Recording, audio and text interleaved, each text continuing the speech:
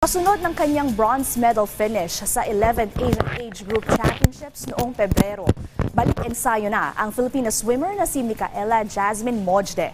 Yan ang ulat ni Daryl Oclares.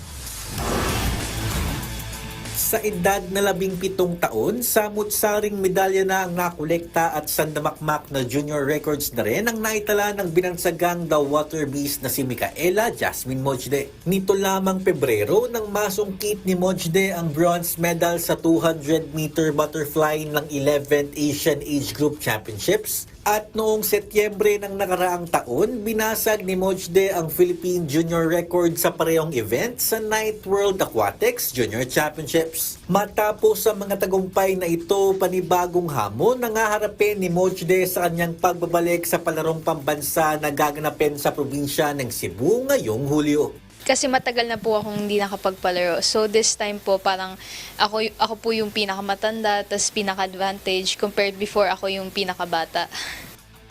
Kasunod ng palaro, punteriya rin ni Mojde na magkwalipika sa Thailand 2025 Southeast Asian Games. Kung papalarin, ito ang unang pagkakataon para sa kanya na lumangoy sa biennial meet. Sa SEA Games po, ang kailangan lang po is qualifying time B. So basically, QTB is parang bronze medal standing sa last SEA Games. So yun lang po yung oras na kailangan ko and 1 second away na lang po ako dun sa QTB.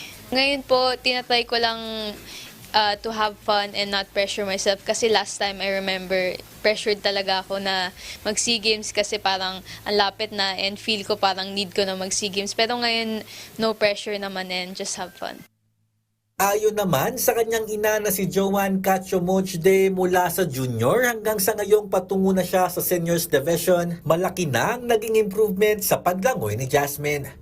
I think yung productivity niya is really maganda kasi maganda yung progress niya and yung hunger niya andun pa rin.